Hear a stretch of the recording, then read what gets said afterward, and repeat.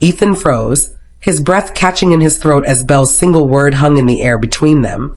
The hallway seemed to narrow, the world compressing until there was only her, flushed cheeks, uncertain eyes, and that whispered confession that made his heart thunder against his ribs. Pete cleared his throat and took a deliberate step backward, though the amused quirk of his lips betrayed him. He'd witnessed Ethan Delville navigate boardroom battles with ruthless precision, dismantle competitors with calculated moves, and build an empire that made grown men tremble. But one shy admission from Belle, and the formidable CEO looked like a man struck by lightning. "I'll reschedule the meeting," Pete announced, already pulling his phone from his pocket. "Take your time, Ethan. The investors can wait another hour." Ethan didn't respond immediately. His hands had moved to Belle's waist, holding her as if she might disappear if he loosened his grip. His eyes searched hers, looking for any sign of distress, any hint of the fear that had gripped her the night they'd learned about the pregnancy. What he found instead made something fierce and protective surge through his chest. She looked happy. Nervous, yes, but genuinely, radiantly happy. "You're sure?" he asked softly, aware of the guard stationed discreetly down the hall, of Pete still hovering nearby, of the world that continued spinning despite this moment that felt suspended in amber.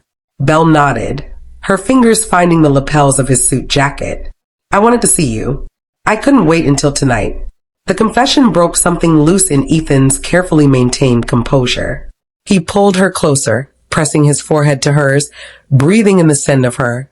The subtle fragrance she wore, the faint antiseptic smell that clung to her from the hospital, and underneath it all, something uniquely Belle that made him want to gather her up and never let go. "My office," he murmured against her hair. "We'll have lunch there." He guided her toward the executive suite, one hand pressed protectively against the small of her back. Pete had already disappeared, presumably to handle the rescheduling and to spread the word that Ethan Delville was not to be disturbed. The guards maintained their distance, professional and unobtrusive, but Ethan knew they were there. Part of the invisible web Lucas had ordered woven around Belle the moment that marriage certificate bore her signature. The office doors closed behind them with a soft click, sealing them into Ethan's private domain. Floor-to-ceiling windows offered a panoramic view of the city, sunlight streaming through and painting geometric patterns across the polished hardwood floors. His desk dominated one end of the room, a massive structure of dark wood and clean lines, but Ethan steered Belle past it toward the sitting area where a leather sofa and chairs were arranged around a low table. "Sit," he instructed gently, waiting until she'd settled before dropping to his knees in front of her. His hands found her knees, thumbs stroking slow circles through the fabric of her scrubs. "How are you feeling? Any nausea today?" Belle shook her head, her fingers threading through his hair in that absent way she had when she was thinking. "Not today. Just tired. And hungry all the time, but nothing sounds good. Until suddenly it does, and then I have to have it immediately." A smile tugged at Ethan's mouth. "Is that what brought you here? A sudden craving?" "For you," Belle repeated, more firmly this time. "I know it sounds silly. We see each other every night. But I was standing in the hospital cafeteria line, and all I could think about was how much I wanted to be here. With you." Ethan's throat tightened. He rose, settling beside her on the sofa and pulling her into his lap with easy strength. Belle went willingly, curling against his chest as naturally as breathing.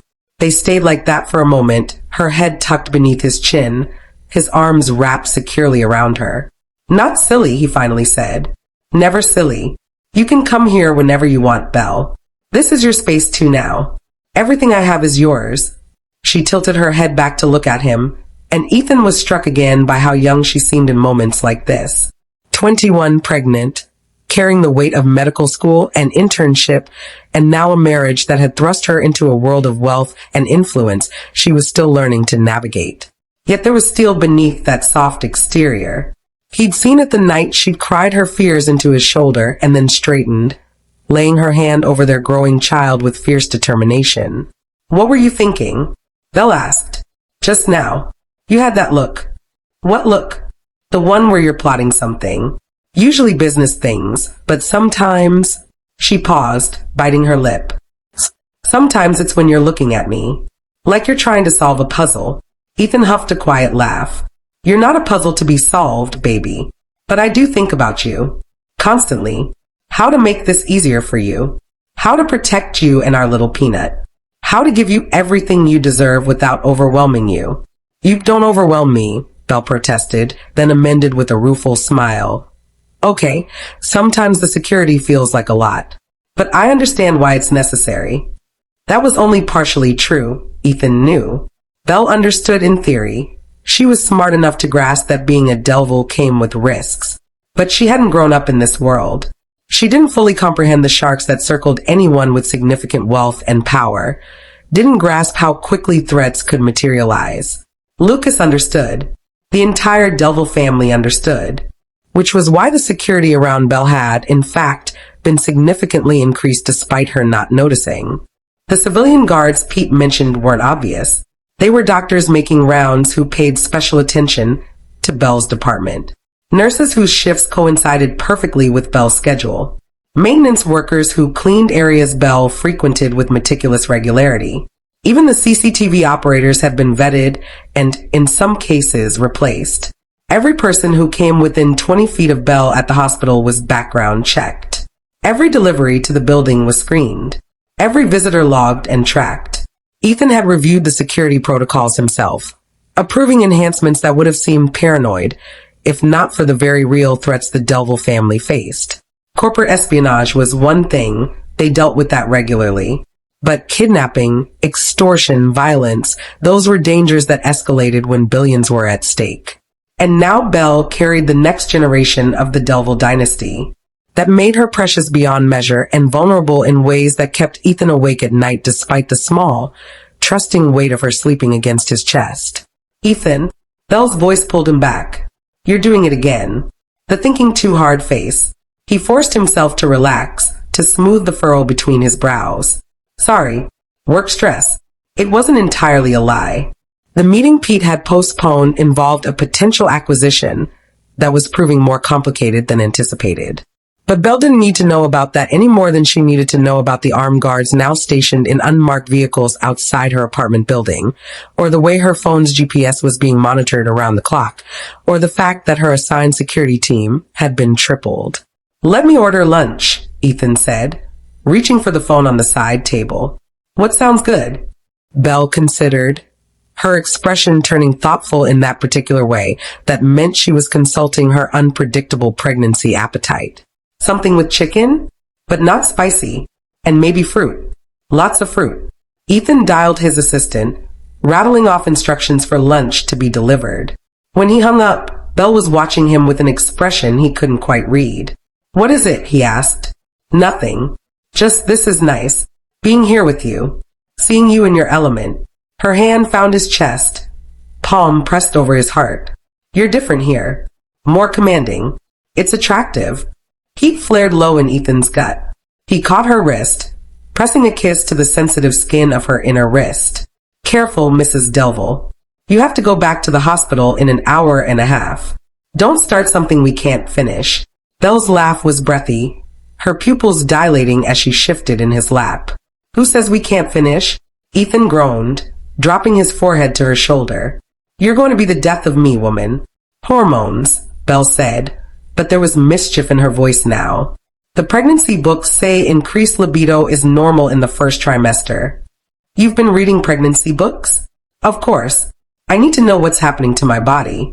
To our baby.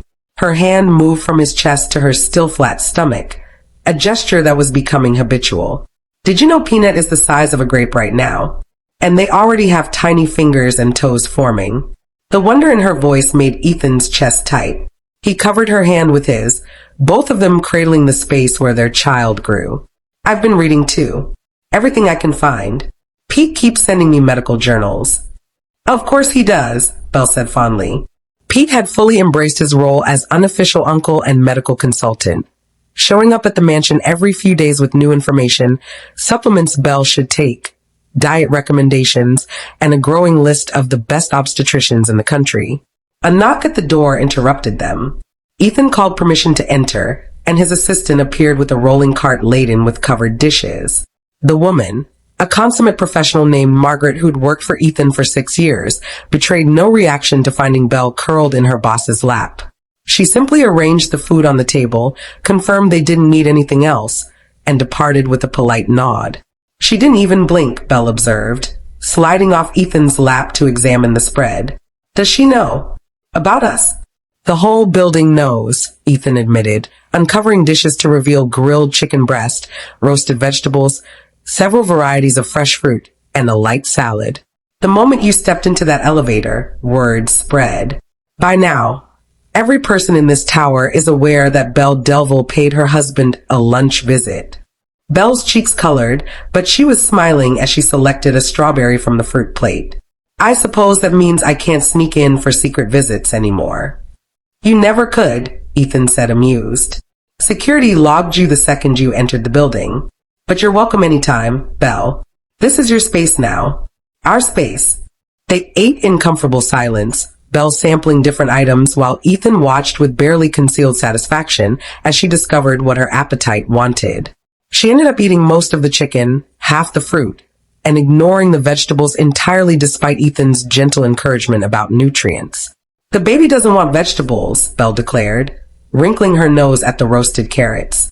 Just chicken and strawberries, apparently. We'll work on variety later, Ethan conceded, making a mental note to consult with the nutritionist Pete had recommended. As long as you're eating. Belle hummed agreement around a bite of pineapple. This is perfect. Thank you for letting me crash your day. You could never crash my day. You're the best part of it. Ethan meant it. Even with the acquisition deal weighing on him, with a dozen fires that needed putting out and decisions that couldn't wait, having Belle here made everything else fade to manageable background noise. They talked about small things, Belle's cases from the morning rounds, gossip from the hospital that made Ethan chuckle, plans for the weekend. Normal couple conversation that felt precious precisely because so much of their relationship existed in extraordinary circumstances. They'd skipped the usual dating progression, compressed courtship and commitment into a matter of weeks, and now sat on the precipice of parenthood, while barely knowing each other's favorite movies or food preferences. Ethan, Belle said suddenly, setting down her fork. What happened? With your family, I mean. That morning when we signed the papers, everyone looked so dangerous. Your father said something about not giving someone a chance to touch his family. Ethan's jaw tightened. He'd hoped Belle had missed that, or that she'd written it off as his father's general overprotectiveness. Clearly, she was more observant than he'd given her credit for.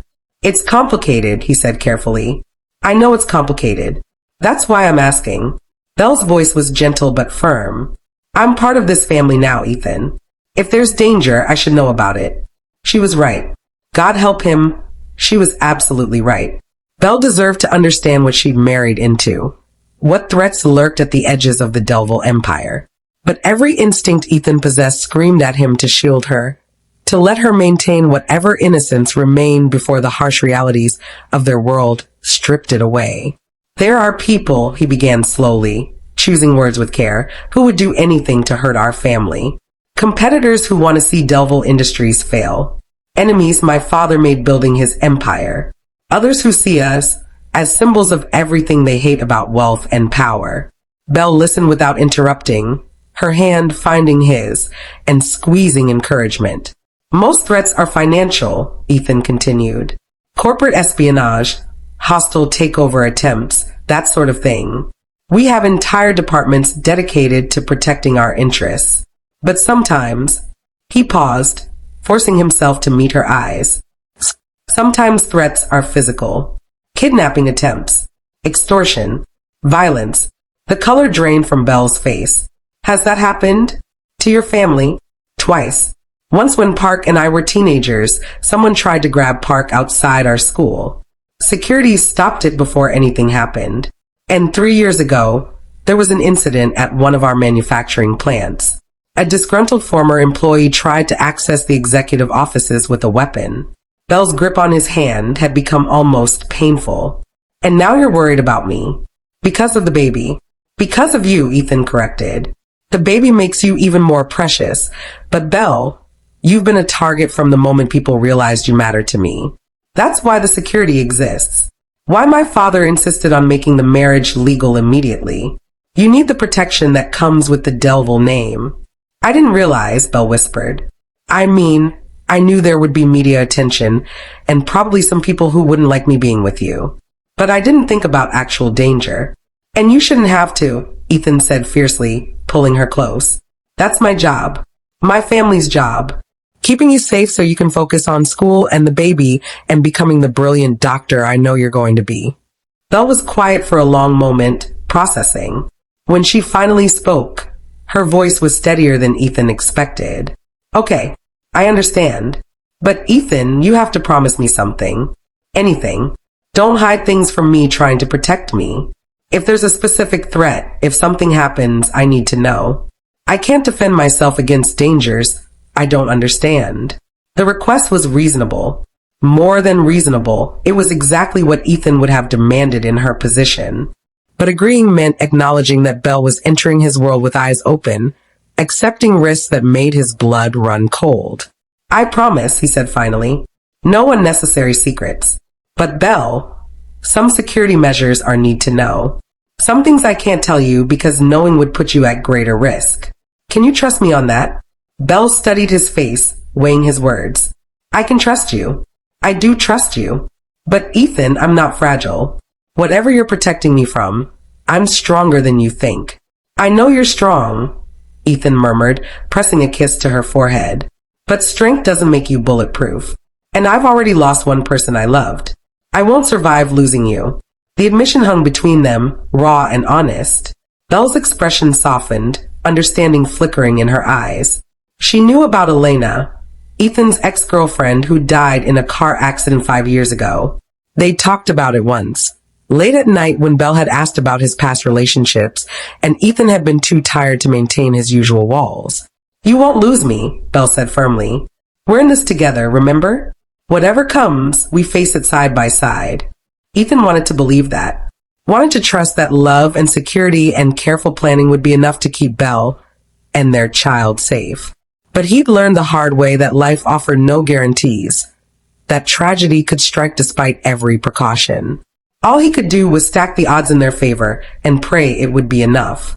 A glance at his watch showed they burned through most of Belle's lunch break. He should head back soon.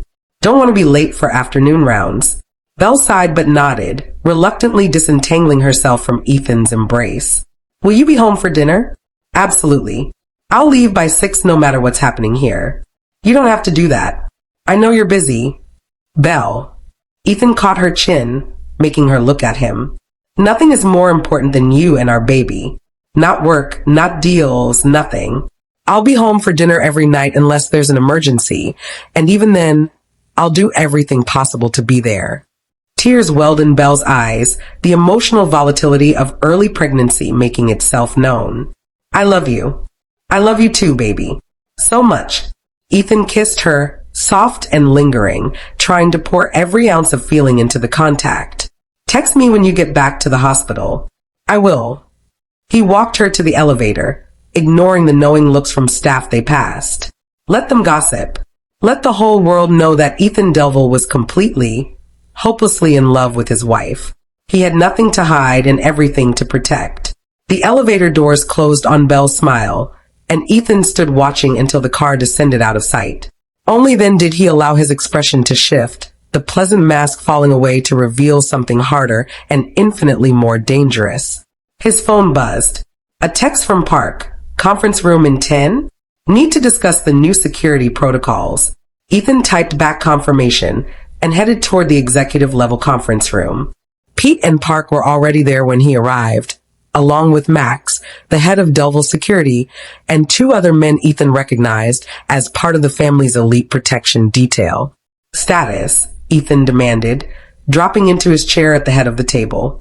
Max pulled up a presentation on the room screen. All hospital protocols are in place and operating smoothly. We've had no incidents and no suspicious activity around Mrs. Delville.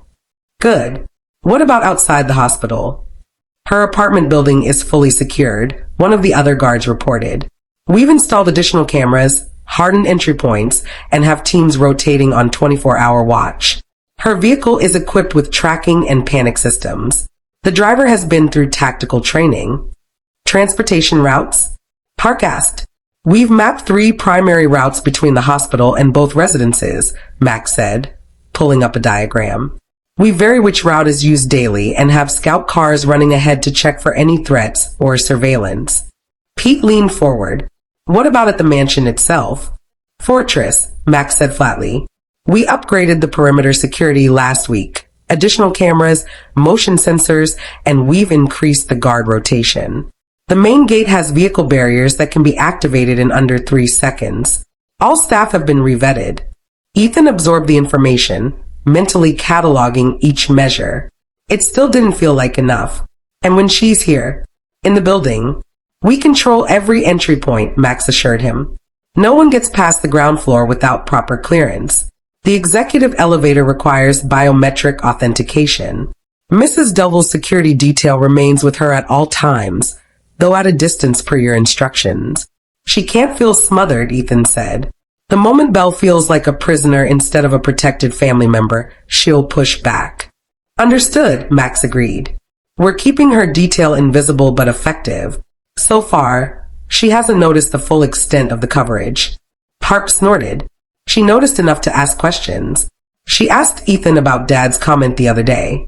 What did you tell her? Pete asked. The truth. Most of it, anyway. Ethan met his brother's gaze. She deserves to know she's at risk. But I didn't get into specifics about past incidents or current threat assessments. Smart, Park said. Information without panic. The meeting continued for another 30 minutes, covering everything from social media monitoring to background checks on Belle's classmates and colleagues. Every person in her life was being quietly investigated. Every potential vulnerability identified and addressed. It would have felt paranoid if not for the folder Max produced near the end, a compilation of threats received by the Delville family in the past month alone. Most were empty bluster from internet trolls or disgruntled former employees. But buried in the noise were messages that made Ethan's blood run cold. The princess in the tower won't save you. Glass breaks. New blood makes old vendetta sweet. Congratulations on the marriage. Hope the bride enjoys her time in the spotlight before it burns. These are credible? Ethan asked, voice deadly calm. We're investigating, Max said. The first one came through an encrypted service. We're working with cybercrimes to trace it.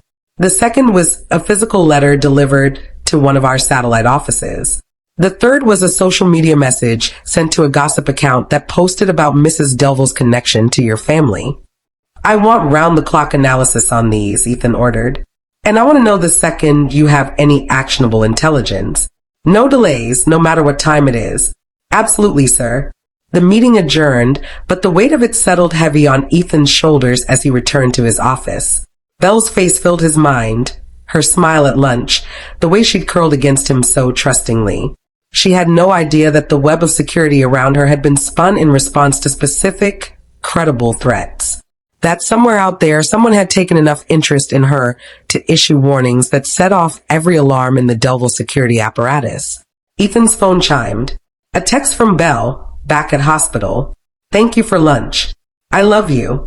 He typed back quickly, love you too, baby. See you tonight. Simple words that masked the fear churning in his gut. The determination that hardened into something close to obsession. Ethan had built an empire through ruthless calculation and unwavering focus.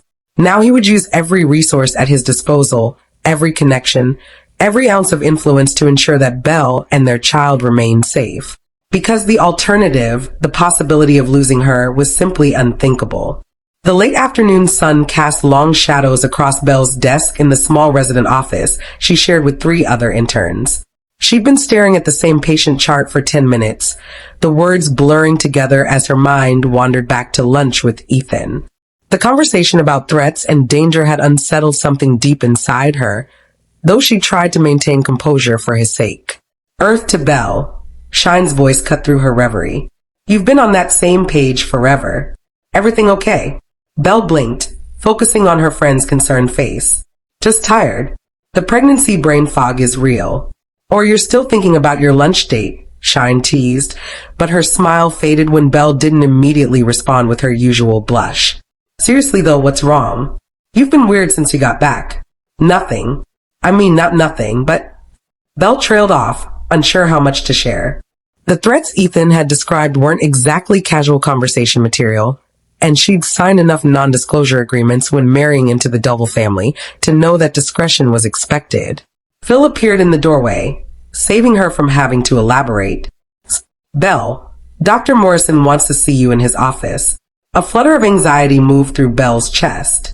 Dr. Morrison was the chief of internal medicine and oversaw the resident program. Being summoned to his office was never routine. Did he say what it's about? Nope. Just asked me to send you up when I saw you. Belle exchanged a worried glance with Shine, who mouthed good luck as Belle gathered her things. The walk to Dr. Morrison's office felt longer than usual, her mind cataloging every possible mistake she might have made. Had she misdiagnosed something? Made an error in treatment? Failed to properly document a patient interaction? Dr. Morrison's assistant waved her straight through when she arrived. The older physician looked up from his computer screen, his expression unreadable behind steel-rimmed glasses. Belle, come in. Close the door, please. Her anxiety ratcheted up another notch as she complied, settling into the chair across from his desk. You wanted to see me, sir? Yes. Dr. Morrison leaned back, fingers steepled beneath his chin. I want to discuss your schedule moving forward. I understand congratulations are in order. Married and expecting. Belle felt heat crawl up her neck. Yes, sir. Though I'm hoping to continue my internship without disruption. The pregnancy won't interfere with my work. I'm sure it won't, he said, but something in his tone made Belle tense. However, the hospital administration has received requests regarding your assignments and working conditions.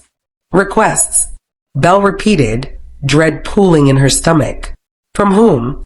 Dr. Morrison's expression turned diplomatic, the careful neutrality of someone navigating political waters. The Delville family has certain concerns about your safety and well-being. They've asked that we make accommodations. Of course they had. Belle's hands clenched in her lap. What kind of accommodations? Nothing unreasonable, Dr. Morrison assured her, though Belle detected a hint of strain. They've requested that you not be assigned overnight shifts during your pregnancy, that your schedule be adjusted to avoid the emergency room rotation during particularly high-risk hours, that certain security protocols be observed regarding your movements throughout the hospital. Each word landed like a stone. Belle understood the concern, she did, but the implications made her feel like a child being managed rather than a professional being trusted. Dr. Morrison, I appreciate the concern, but I need to complete the same requirements as every other intern. I can't have special treatment. This isn't special treatment, Belle. It's accommodation for a medical condition. His voice gentured slightly. You're pregnant. No one would fault you for taking precautions. I would fault myself, Belle said quietly but firmly. I'm 3 months pregnant, not incapacitated. I can handle overnight shifts and the ER rotation. I want to handle them. It's part of my training. Dr. Morrison sighed, removing his glasses to pinch the bridge of his nose. I understand your position. Truly, I do. But Belle, you need to understand mine. The Delville family has considerable influence. When Lucas Delville personally calls the hospital director to discuss his daughter-in-law's working conditions, we have to take that seriously. The room felt too small suddenly. Belle fought to keep her breathing even, to maintain the professional composure expected of her. So what happens now? Am I being reassigned? Not reassigned. Adjusted. Dr. Morrison pulled up something on his computer. We're proposing a modified schedule that keeps you on track for completing your internship requirements while addressing the family's concerns. Fewer overnight shifts, though not none, since you're right that they're essential training. A different ER rotation schedule that avoids Friday and Saturday nights when trauma cases spike. Enhanced security protocols that, frankly, we should have had in place anyway for all our staff. It was a compromise, Belle recognized. An attempt to balance her needs with the Delville family's demands. But it still tasted like defeat, like her autonomy being stripped away piece by piece in the name of protection. Can I see the proposed schedule? She asked. Dr. Morrison turned the monitor toward her. Belle scanned the details, her medical training automatically noting the strategic adjustments. The schedule was actually quite clever. It maintained her required clinical hours and educational objectives while subtly reducing her exposure to the highest risk scenarios. On paper, it looked reasonable. In practice, it felt like a cage with invisible bars. And if I refuse? Belle asked quietly. Then we have a problem, Dr. Morrison said, not unkindly. Belle, I admire your dedication. You're one of our strongest interns, and your commitment to medicine is evident. But you're also navigating circumstances that most medical students don't face. There's no shame in accepting help. It doesn't feel like help. It feels like being sidelined. I understand that. But consider, if something happened to you or your baby because we didn't take reasonable precautions, how would you feel then? How would your family feel? The question hit its mark. Belle thought of Ethan's face at lunch, the barely concealed fear when he talked about losing someone he loved. Thought of Lucas and Mariel, who'd welcomed her into their family with such warmth. Of Park and Pete and Cassie, who'd appointed themselves her unofficial siblings and protectors. They weren't trying to control her. They were trying to keep her safe. The distinction mattered, even if the result felt similarly restrictive. Okay, Belle said finally. I'll agree to the modified schedule, but I want regular reviews to ensure I'm meeting all my training requirements. And I want it documented that this is a temporary accommodation related to my pregnancy, not a permanent change to how I practice medicine. Relief crossed Dr. Morrison's face. Absolutely. We'll set up monthly check-ins to review your progress. And Belle, this doesn't change my opinion of your capabilities. You're going to be an excellent doctor. Thank you, sir. She left his office feeling hollowed out, exhausted in a way that had nothing to do with pregnancy fatigue. The hallway seemed longer on the way back, each step requiring conscious effort. By the time she reached the resident office, Belle had composed her expression into something approaching normalcy. Shine took one look at her and knew better. What happened? Schedule changes, Belle said tersely, not trusting herself to elaborate without breaking down. Because of the pregnancy. That's good though, right? They're accommodating you. Yeah, accommodating. The word came out bitter. Belle grabbed her bag, suddenly desperate to leave the hospital, to escape the well-meaning adjustments and careful compromises. I need to go. Can you cover the rest of my shift? I finished all my charts. Of course, but Belle. I'm fine. Just tired. I'll see you tomorrow. She fled before Shine could press further, before the concern in her friend's eyes could crack the fragile control Belle maintained. The security detail materialized as she headed toward the exit. Two men in suits who'd probably been there all along, invisible until Belle needed them. Mr. Mack had the car waiting, pulling up the moment Belle emerged from the hospital entrance. She slid into the back seat without comment, staring out the window as the city rolled past. Her phone buzzed repeatedly. Messages from Ethan checking on her, a text from Park asking about dinner plans, a reminder about her first OB appointment tomorrow. Belle ignored them all. She felt suffocated by the attention, by the care that felt increasingly like control. Everyone meant well. She understood that. But understanding didn't make the restrictions easier to bear. Mrs. Delville? Mr. Mack's voice was gentle. Are we heading to the mansion or your apartment? Belle considered. The mansion meant Ethan. Men explaining what happened and probably arguing about whether the schedule changes were reasonable. Her apartment meant solitude, space to process without worrying about anyone else's reactions. The apartment, please. If Mr. Mack was surprised, he didn't show it. The car changed direction, heading toward Belle's modest building instead of the Delville estate. Belle's phone continued buzzing. Ethan calling now, probably wondering why she'd left work early. She let it go to voicemail, unable to summon the energy for conversation. The apartment felt too empty when she entered, too quiet after months of spending most nights at the mansion. Belle dropped her bag by the door and moved mechanically through the space, changing out of her scrubs, washing her face, trying to shed the day's frustrations along with her hospital clothes. Her phone rang again. This time it was Park. Belle stared at the screen, thumb hovering over the decline button before guilt made her answer. Hey, Parky, where are you? No preamble, no pleasantries. Park's voice was tight with concern. Ethan said you left work early and aren't answering your phone. Are you okay? Is it the baby? I'm fine. The baby's fine. I just needed some space. A pause. You're at your apartment. It wasn't a question. Of course Park knew. The security detail would have reported her location immediately. Belle felt another wave of claustrophobia wash over her. I needed to be alone for a bit, she said, keeping her voice level. Is that allowed? Or do I need permission for that too? Belle. I'm sorry. That was unfair. She sank onto her couch, pressing her free hand to her forehead. It's been a long day. What happened? Park's tone had shifted from concern to something more analytical. Did something occur at the hospital?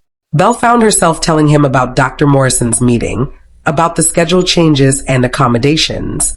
Park listened without interrupting, and Belle was grateful for that, for the space to vent without immediate justification or reassurance. I know everyone's trying to help, she finished. But Park, I feel like I'm losing control of my own life.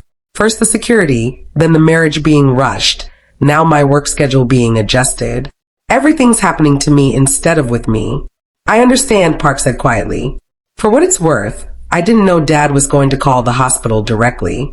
That should have been discussed with you first. But you knew the security was being increased without telling me.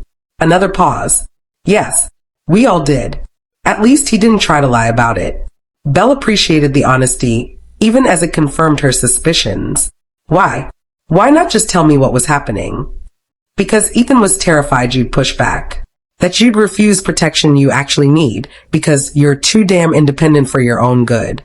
Park's voice carried a mix of exasperation and affection. Belle, you're not wrong to feel frustrated.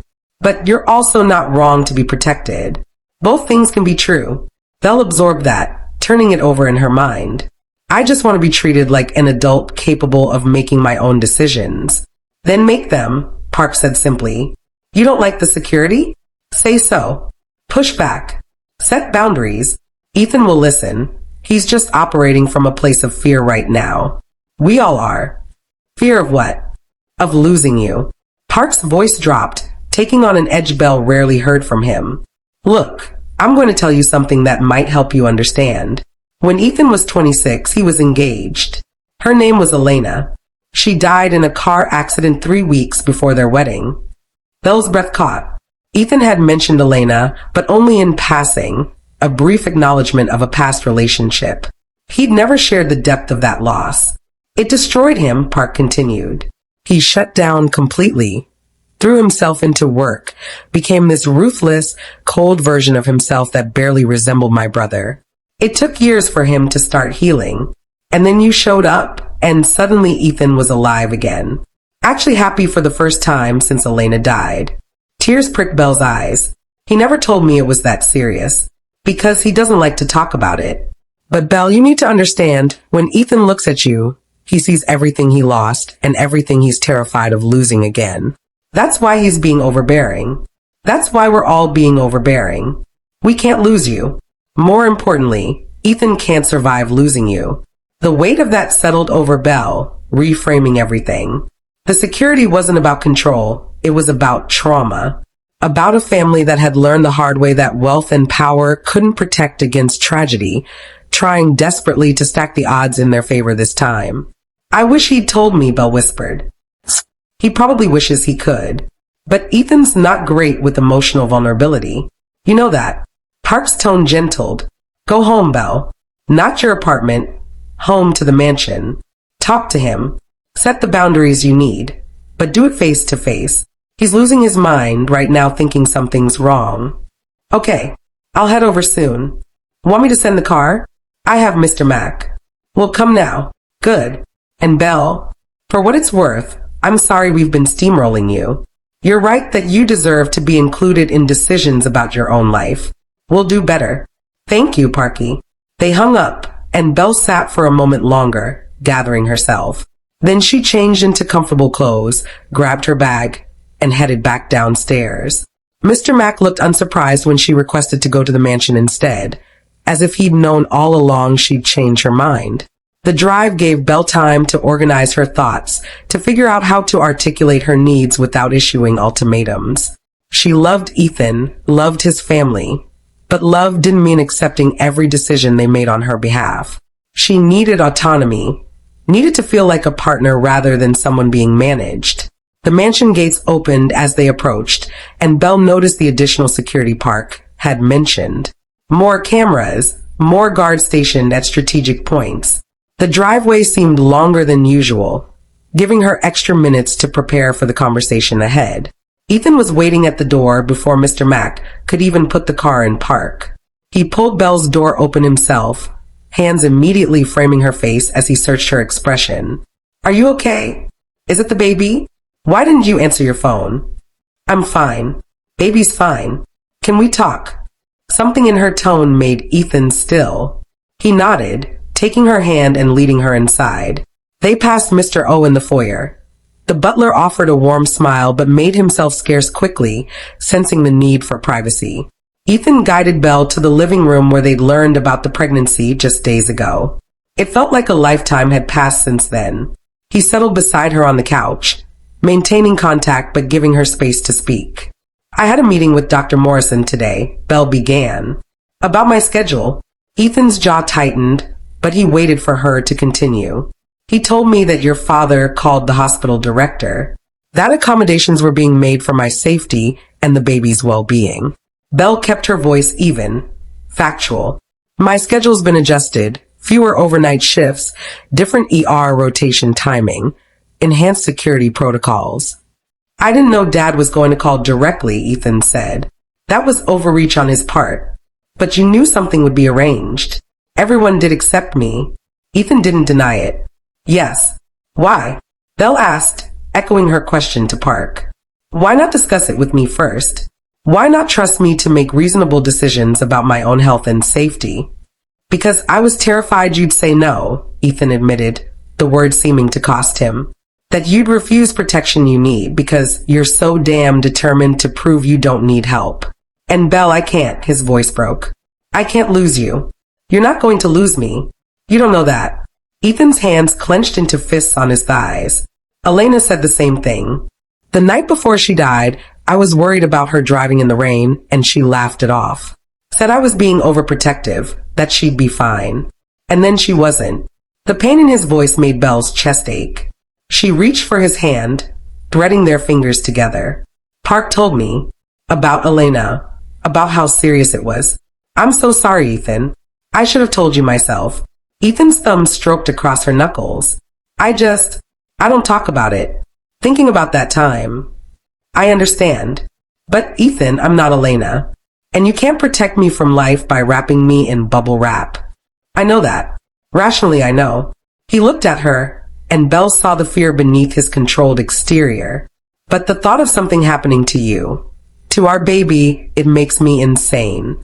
I would do anything, sacrifice anything to keep you safe, including my autonomy, my career." The question hung between them. Ethan flinched as if struck, but didn't look away. "No. God, no. Belle, I don't want to control you. I want to protect you. There's a difference. Sometimes the line between the two is very thin," Belle said gently. "And lately, it's felt like that line keeps getting crossed."